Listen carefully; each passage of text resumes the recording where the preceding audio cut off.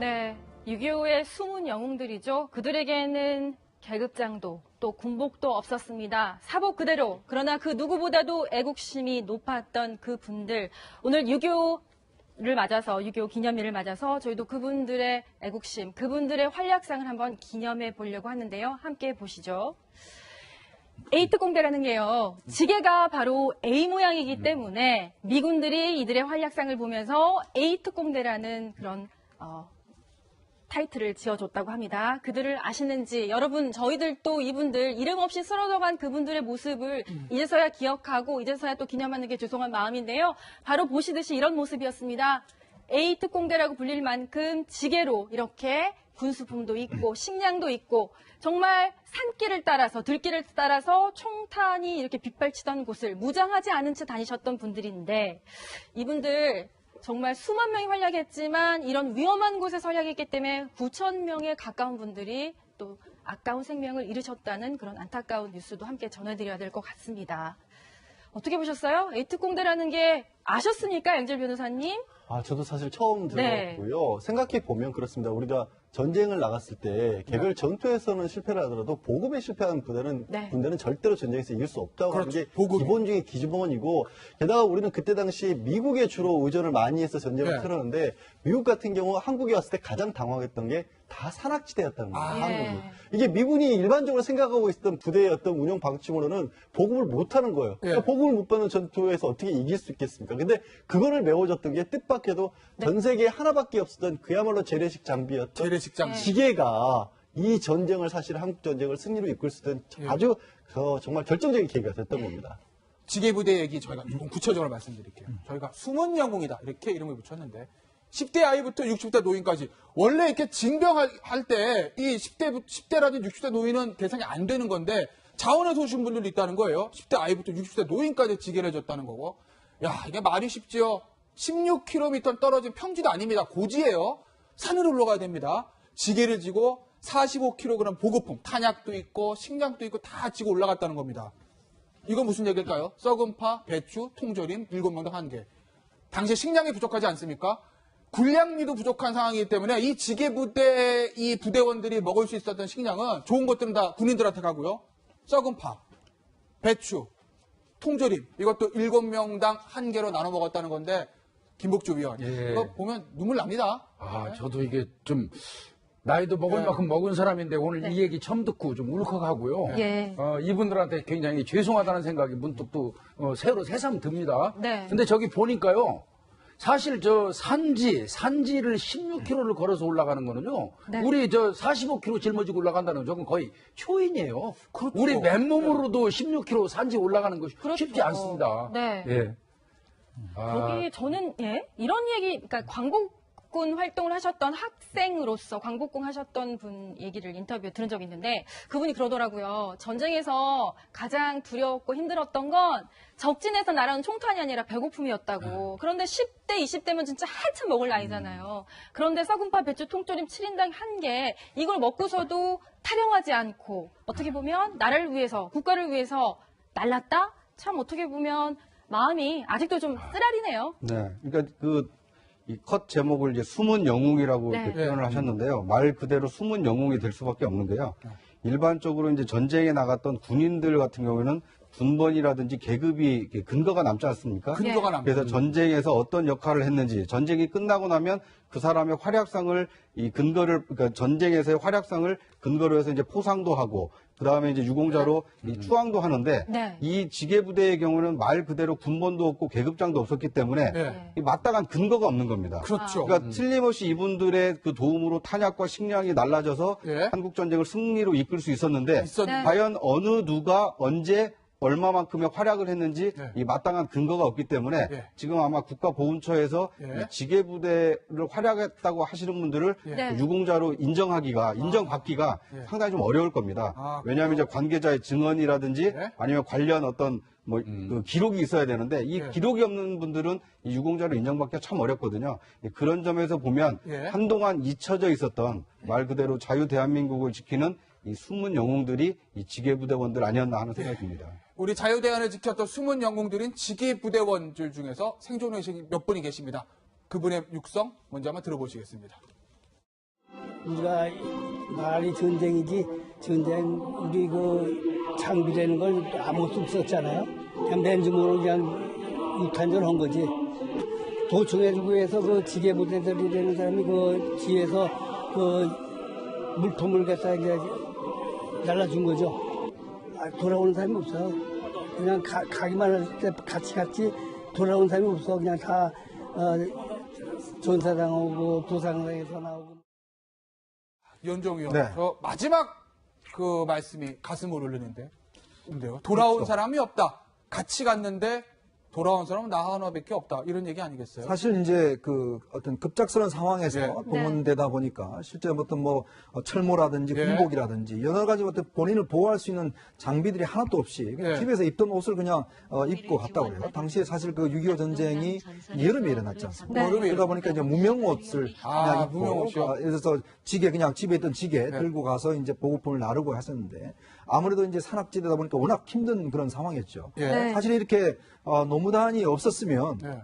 실제 벤플리트 장군 같은 네. 경우는 한 10만 명 정도가 더 군인이 필요했다. 만약에 네. 이런 없었으면 특히 이제 한국이라는 지형 자체가 대부분 산으로 이루어졌지 않습니까? 네. 그러니까 산악형 그 전투에서는 사실 이게 굉장히 힘든 상황이거든요. 힘든 상황이에요. 아프간 전투 같은 경우도 거기다 보면 그 미군들이 굉장히 고생을 많이 하는 게 예. 완전히 전부 다 산악지대로 돼서 이 실질적으로 게릴라라든지 이런 데에서 굉장히 고생을 많이 하거든요. 예. 그러면서 본다면 당시에 현지 지형을 잘 알고 있는 이런 노무단이 참가함으로 해서 예. 제대로 된 보급을 받을 수가 있었고 예. 그것 때문에 사실은 미군들이 제대로 전투를 할 수가 있었는데 문제는 이게 노무단이 한 30만 명 정도가 이제 됐는데 네. 그 중에서 한 10,000명 가까운 정도가 이제 전사를 했습니다. 아이고. 그러니까 그러다 보니까 이분들의 사실은 그 많은 분들이 전사를 했지만 지금 그 기록이나 누가 또 전사하셨는지 예. 아까 그 인터뷰도 나오지만 그 옆에서 많은 분들이 돌아가셨는데 사실 이분들의 역사의 한 장을 지금 장식을 못하고 있는 상황이거든요. 예. 네. 그렇기 때문에 참 이 67주년 맞이합니다만은 예. 여전히 저분들은 이름 없는 영웅으로 남아 있습니다.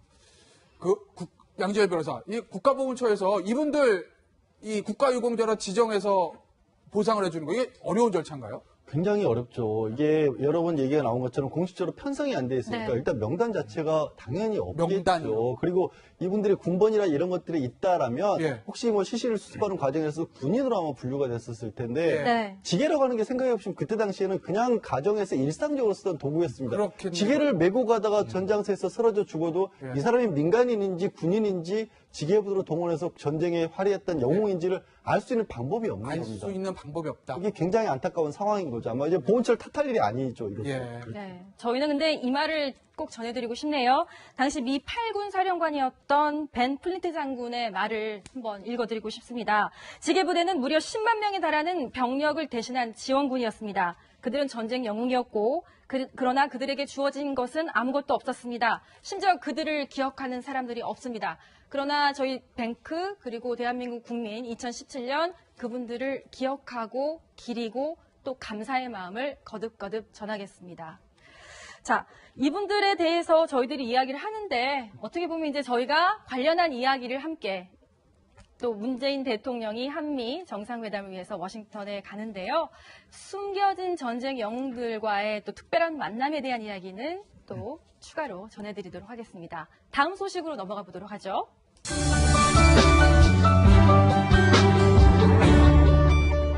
있는지 전쟁이 끝나고 나면 그 사람의 활약상을 그러니까 전쟁에서의 활약상을 근거로 해서 이제 포상도 하고 그 다음에 이제 유공자로 이 추앙도 하는데 네. 이 지게부대의 경우는 말 그대로 군번도 없고 계급장도 없었기 때문에 네. 이 마땅한 근거가 없는 겁니다. 그렇죠. 그러니까 틀림없이 이분들의 그 도움으로 탄약과 식량이 날라져서 예. 한국 전쟁을 승리로 이끌 수 있었는데 네. 과연 어느 누가 언제 얼마만큼의 활약을 했는지 네. 이 마땅한 근거가 없기 때문에 네. 지금 아마 국가보훈처에서 네. 이 지게부대를 활약했다고 하시는 분들을 네. 유공자로 인정받기가 네. 상당히 좀 어려울 겁니다. 아, 왜냐하면 이제 관계자의 증언이라든지 네. 아니면 관련 어떤 그 기록이 있어야 되는데 이 네. 기록이 없는 분들은 이 유공자로 인정받기가 참 어렵거든요.